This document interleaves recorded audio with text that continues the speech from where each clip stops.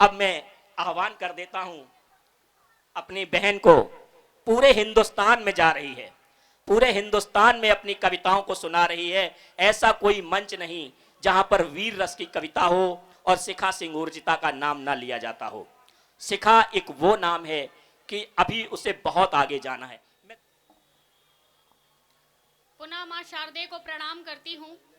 बहुत ही समृद्ध मंच है। समृद्ध मंच पर उपस्थित साहित्य के महनीय हस्ताक्षरों का अभिनंदन करती हूँ। आप सभी सुधी श्रोताओं को प्रणाम करती हूँ। हमारे विशिष्ट अतिथि आदरणीय विजय कपूर जी की उपस्थिति को रेखांकित करती हूँ। आपका भी स्वागत करती हूँ।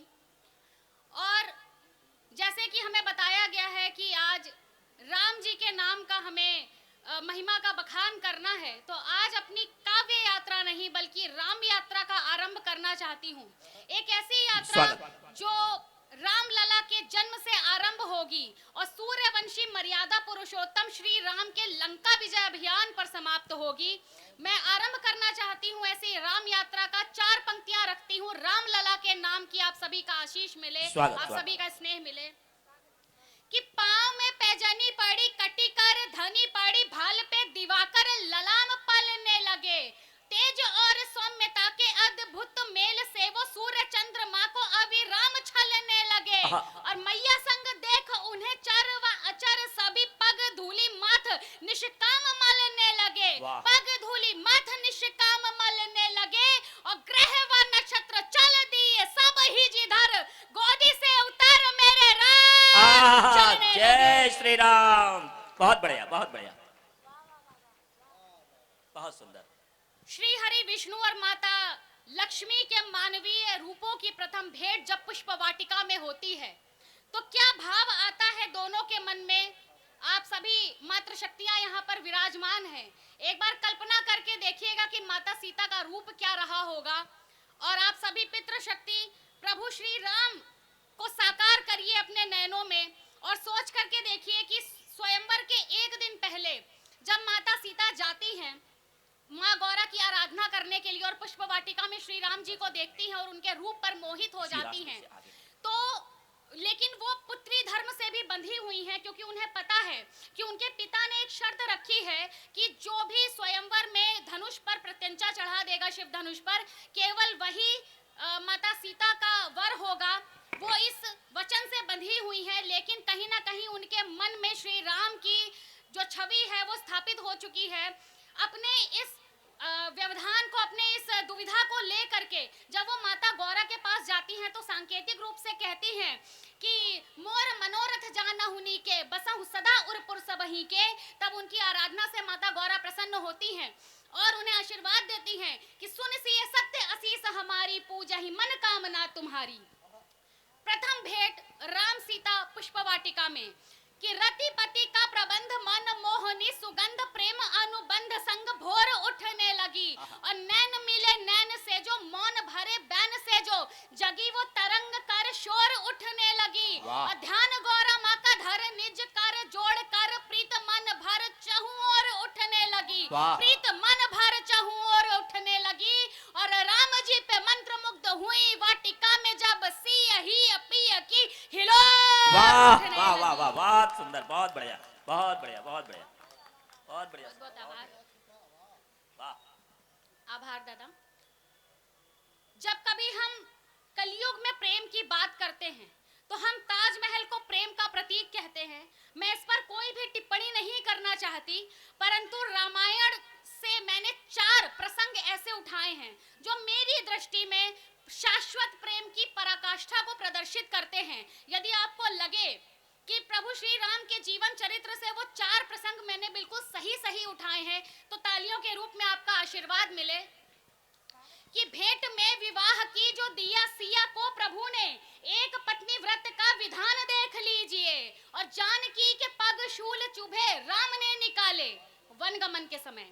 जानकी के पग शूल चुभे राम ने निकाले, पुष्पवल्लरी से बढ़ मान देख लीजिए। और प्रीत के अतीत के पुनीत मन मीत साक्ष्य हेतु राम सेतु वो महान देख लीजिए। हेतु राम सेतु वो महान देख लीजिए। और अश्वमेध था निषेध तब अवधेश संग जानकी का स्वर्ण प्रतिमान देख लीजिए। वाह वाह, बहुत बढ़िया। माता सीता की खोज में जब प्रभु श्री राम आगे बढ़ते हैं तो रामायण के सर्वाधिक भावुक प्रसंगों में से एक प्रसंग हमारे सामने आता है, प्रभु श्री राम और उनके सबसे बड़े भक्त बजरंग बली हनुमान की भेंट का। और कहा भी जाता है कि दुनिया चले ना श्री राम के बिना और राम जी चले ना हनुमान के बिना। तो यदि इस राम यात्रा में मैं हनुमान जी का वाचन ना करूं, उनकी महिमा का बखान ना करूं, तो मेरी ये राम यात्रा निश्चित रूप से अधूरी रह जाएगी। 4 पंक्तियां मैं बजरंग बली हनुमान के नाम की पढ़ती हूँ, आप सभी का आशीर्वाद मिले। स्वागत। कि माता अंजना व पिता केसरी की गोद में जो सूर्य भक्ष संतति पली की जाए बोलिए। महाबल वीर प्रभु काज को अधीर उन राम धीर अंतस्थली की जाए बोलिए।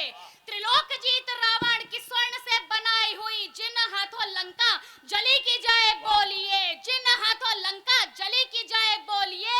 और जोड़कर हाथ धर माथ वत्स तात सब जोड़कर जोड़कर जोड़कर हाथ धर माथ वत्स तात सब एक बार बजरंग बली की जय बोलिए। जय बजरंग बली। बहुत बढ़िया सीखा, बहुत बढ़िया। सीता जी की खोज में प्रभु श्री राम आगे बढ़ते हैं और जब उन्हें पता चलता है कि माता सीता रावण की कैद में है लंका में, तब वे रामेश्वरम पहुंचते हैं और अपने आराध्य महादेव जी का आराधन करते हैं, उनका पूजन करते हैं, उनका वंदन करते हैं। तो यदि इस राम कथा में मैं राम जी के आराध्य, जो मेरे आराध्य हैं, उनके आराध्य का आराधन ना करूं, तो निश्चित रूप से मैं कहीं ना कुछ त्रुटि कर दूंगी। 4 पंक्तियां मैं आदिदेव महादेव के नाम की पढ़ती हूँ, आप सभी का आशीष मिले। स्वागत स्वागत। तालियां बजाइए एक बार, मेरी बहन को आदेशित करिए। इतना सारे देव देखिए आपने, सभी देवताओं को पूरा सम्मान। कैलाश कंदरा के कण कण में विराज रहे वृषराज नंदी को बनाया द्वारपाल है। और दुख से विमुख करे सुख को सम्मुख करे बने नील कंठ और चक्षु लाल लाल है। और काल के कपाल पे कृपाल दृष्टि डाल कर वक्ष पर शोभती निहाल मुंडमाल है। वक्ष पर शोभती निहाल मुंडमाल है। और गंग की तरंग शीश भस्म अंग अंग धरे। गंग की तरंग गंग गंग की तरंग शीश भस्म अंग अंग धरे। धार दे भुजंग वो अनंग महाकाल है। वाह वाह, बोल महाकाल की जय। डमरू का नाद लिए मेरा हर एक शब्द यति गति लय सब इसके प्रमाण है। और रावण की चंद्रहास जिनको प्रणाम करे भक्त जो अनन्य धन्य राम जी के बाण है। और शौर्य में अनंत गौर कंत विश्वहंत संत पूजता उन्हें जो उसको प्राप्त निर्वाण है। पूजता उन्हें जो उसको प्राप्त निर्वाण है। और श्वास में बसे जो प्राण शिव शिव बोल रहे। श्वास में बसे जो श्वास में बसे जो प्राण शिव शिव बोल रहे। रोम रोम शिव शिव शिव मेरे प्राण है। जय भोले बाबा की। बहुत बढ़िया, बहुत बढ़िया, बहुत बढ़िया। हर हर महादेव। हर हर महादेव। बहुत बढ़िया। अंतिम रचना रखती हूँ, कुछ मिनट की कविता है, 5-6 मिनट की कविता। स्वागत। उस कविता को रखकर मैं अपना स्थान लेती हूँ, समय की बाध्यता है और मैं भी इस समय की परिधि से बाहर नहीं होना चाहती। एक कविता रखती हूँ प्रभु श्री राम के नाम की, इस समय पूरे देश में बहुत वायरल हो रही है। पूरे देश में बहुत स्नेह, बहुत आशीर्वाद उस कविता को मिल रहा है। कविता की बहुत छोटी सी 30 सेकंड की भूमिका बताती हूँ कि मेरी कविता के राम मानवीय राम हैं। वे कष्ट में आते हैं, वे दुख में आते हैं, उन्हें प्रसन्नता होती है बिल्कुल आपकी और हमारी तरह, परंतु वे मर्यादा पुरुषोत्तम राम क्यों कहलाते हैं? और वे इन मानवीय वृत्तियों, मानवीय बाधाओं से पार पा करके मर्यादा को किस तरह से परिभाषित करते हैं, वो आपके समक्ष रखती हूँ। आप सभी के जीवन में कहीं ना कहीं, कभी ना कभी कष्टों का अंबार लगा होगा। तब आपने सोचा होगा कि मेरे ही जीवन में ये कष्ट क्यों, और मैं इन कष्टों से पार क्यों नहीं पा रहा। तब आपको कुछ याद करना चाहिए कि एक व्यक्ति जिसका राज्याभिषेक अगली सुबह होने जा रहा था और उसको एक दिन पहले वनवास मिल जाता है, जिसकी पत्नी पूरी दुनिया के सबसे बड़े दानव की, राक्षस की कैद में हो जाती है, उससे बड़ा दुख तो आपके ऊपर नहीं पड़ा होगा। परंतु इन सारे कष्टों से पार पा करके मर्यादा पुरुषोत्तम श्री राम अपने आप को स्थापित करते हैं, परिभाषित करते हैं। भूमिका सिर्फ इतनी सी कि प्रभु श्री राम के छोटे भाई लक्ष्मण जी को मेघनाद की शक्ति लगी हुई है, वे मूर्छित अवस्था में युद्ध क्षेत्र में पड़े हुए हैं। इस अवस्था में प्रभु श्री राम क्या सोचते हैं कि यदि इस समय मैं अयोध्या जाता हूं वापस, तो मैं क्या कहूंगा माता कौशल्या को, माता सुनैना को और उर्मिला को कि मैं अपने भाई को नहीं बचा पाया, मेरी पत्नी सीता रावण की कैद में है, मैं उन्हें नहीं छुड़ा पाया, वे इन सारे कष्टों से घिरे हुए हैं। तब वे क्या सोचते हैं, वो पंक्तियां मैं आप सबके समक्ष रखना चाहती हूँ। मातृशक्ति से अनुरोध है, कृपया थोड़ा सा समय मुझे और दे दे, 5 से 6 मिनट से अधिक मैं आपके बीच में नहीं रहूंगी, मैं अपना स्थान ले लूंगी। पंक्तियां प्रारंभ करती हूँ, आप सभी का आशीर्वाद मिले। स्वागत। कि दैव शक्ति पर मानव भय का अंधकार गहराया है, महाकष्ट से आज प्रभु का अंतस मन भर आया है, इस संसार को जिसने भव सागर के पार उतारा है, देखो देखो कैसे राम वही इस मनुज रूप से हारा है। अनुज वधू और माता को अब क्या मैं उत्तर दूंगा, और प्राण प्रिया और भाई बिन क्या जीकर मैं कर लूंगा। अब स्वयं प्रभु होते हुए प्रभु से क्या कहते हैं कि हे प्रभु नष्ट हो कष्ट सभी, कुछ तो उपचार करो तुम, और नहीं यदि ये कर सकते तो मेरे प्राण हरो तुम, नहीं यदि ये कर सकते तो मेरे प्राण हरो तुम। जगत पिता ने जगत पिता से अपनी व्यथा कही थी, आज प्रभु के नैनों से मानव की पीर बही थी, आज प्रभु के नैनों से मानव की पीर बही थी। तभी अचानक से उन्हें एक छोटा सा स्मरण हो आता है कि अरे मैं तो स्वयं श्री हरि विष्णु का अवतार हूँ, वे हरि विष्णु जिन्होंने सृष्टि के कल्याण के लिए इतने बड़े बड़े कार्य किए हैं, इतने सारे राक्षसों का संहार किया है, फिर मैं रावण को क्यों नहीं हरा पा रहा। वे स्वयं से प्रश्न करते हैं कि रावण तो अपराजय भी नहीं है, उसे सहस्त्रबाहु हरा चुका है, उसे बाली हरा चुका है, तो वे रावण को क्यों नहीं हरा पा रहे। तब वे श्री हरि विष्णु रूप को याद करते हुए जो पंक्तियां कहते हैं, वो पंक्तियां मैं आपके समक्ष रखती हूँ। आप सभी का स्नेह, आप सभी का आशीर्वाद चाहती हूँ। जो धारे है कांधे को दंड आभा, जिसकी विस्तृत प्रचंड, जो रहा सर्वथा रण विजय, मृत्यु के मध्य जो मृत्युंजय, अरिकंपित हो जिसके समक्ष महनीय शौर्य, जिसके है वक्ष जो अविनाशी घट घटवासी, है पूर्ण सत्य नहीं आभासी, जिसका हर शब्द वीरता हो वह ऐसी भाषा का भाषी, है चतुर्भुजी करुणावतार, है अंतहीन जिसका प्रसार, जिसका अकाटे हर प्रहार, मधुकैटभ का करता सनार, जिससे पोषित होती धरा कल्याण भाव, जिसमें भरा देवासुर रण में जो देवों की जय पर जो अड़ा, मैं महाकाल का भक्त सदा मां शक्ति का ही पुजारी हूँ, सृष्टि में जो वंदित सबसे मैं वही विष्णु अवतारी हूँ, जोरदार तालियां। कूर्म वाराह नरसिंह वामन और परशुराम हूँ मैं, है अवतार 7वां जो धरती पर वो श्री राम। जय श्री राम। बहुत बढ़िया, वाह, बहुत सुंदर।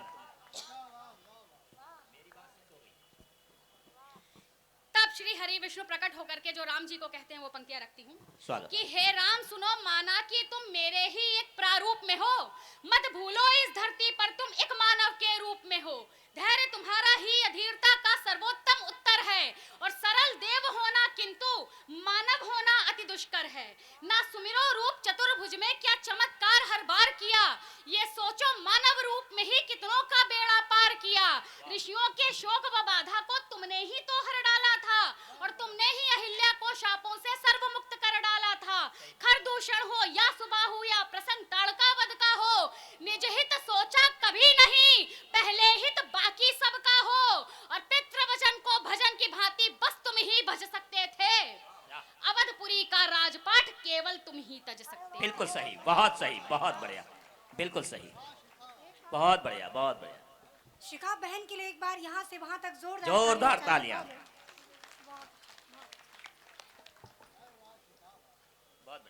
अवधपुरी का राजपाट केवल तुम ही तज सकते थे। और अगली 2 पंक्तियां समझ लीजिए, आपके हर संकट के हर समय के समाधान की पंक्तियां हैं कि तुम कर सकते हो, उठो और अभ्यास करो, जो अभीष्ट वस्तु उसको पाने का पूर्ण प्रयास करो, और विजय वरद मां शक्ति का, न हार से पहले हारो तुम, और शस्त्र उठाकर युद्ध करो और शत्रु को संहारो तुम, शस्त्र उठाकर युद्ध करो और शत्रु को संहारो तुम, नयन अवनयन ना करना, उन्नत सदैव ही भाल करो, और त्यागो तत्व सौम्यता का और रूप महाविकराल धरो।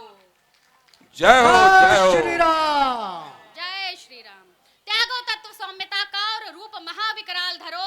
अब प्रभु श्री राम क्या सोचते हैं कि मनुज राम के हृदय का संशय तक्षण वहीं समाप्त हुआ, जब चक्र सुदर्शन का तेजस को दंड धनुष को प्राप्त हुआ, जब तमसा व्रत भय पर मानस आभा आवृत हो जाती है, तब दृढ़ संकल्पित कुंडलिनी शक्ति जागृत हो जाती है, अंतस विप्लव हो गया शांत, तब धर्म ध्वजा फहराने को फिर सूर्य वंश का सूर्य जगा लंका विध्वंस मचाने को।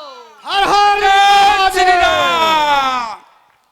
फिर सूर्य वंश का सूर्य जगा लंका विध्वंस मचाने को। श्रेष्ठ पति भाई बेटे का प्रतिपल ही प्रतिमान गढ़ा और राघव के नेतृत्व कुशल से उनका जग में मान बढ़ा।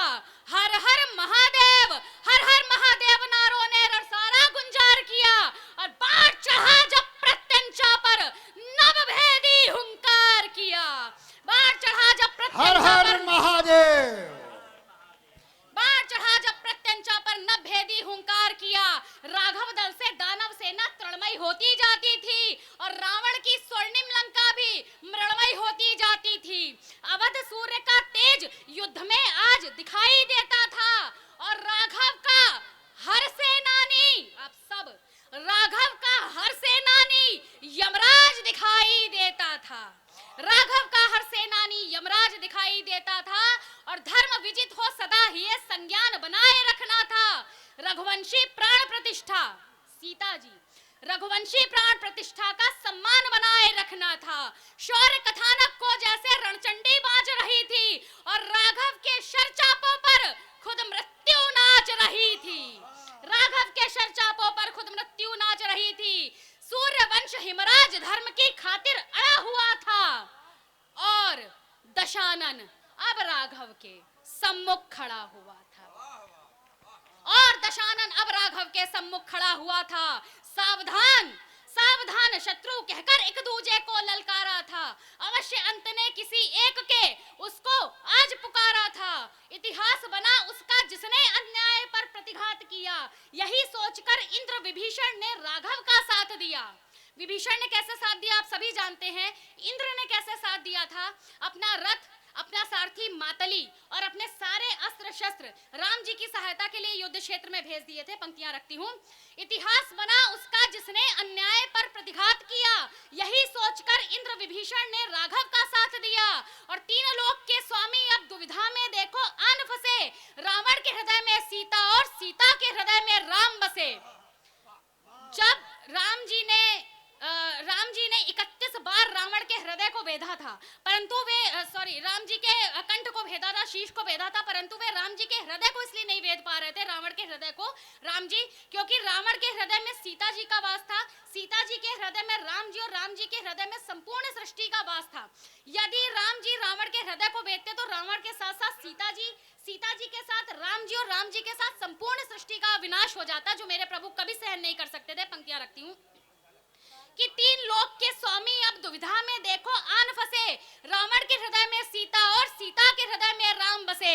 निखिल विश्व का राम हृदय बिन कोई भी उद्भव न था और कष्ट विश्व को राम से हो ये जीते जी संभव न था। कष्ट विश्व को राम से हो ये जीते जी संभव न था। अब प्रभु राम ने किया क्या कि सिया छवि धुंधलाने को रावण नाभि को छेद दिया।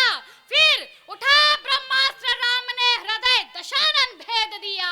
फिर उठा ब्रह्मास्त्र, राम ने हृदय दशानन भेद दिया। तालियां बजाए, बहुत सुंदर, बहुत बढ़िया, वाह। और भस्म किया ना दृष्टि मात्र से, कर सकते थे, भस्म किया ना दृष्टि मात्र से, अस्त्र शस्त्र से मारा था।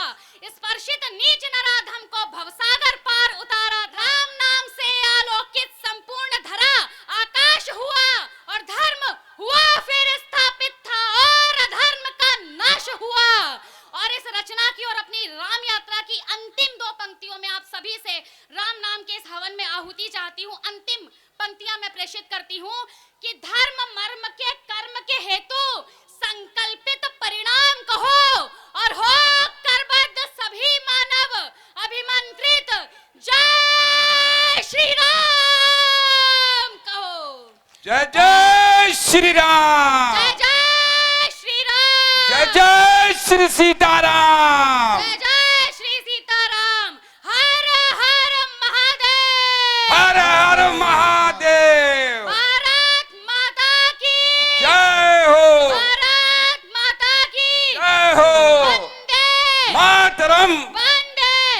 मातरम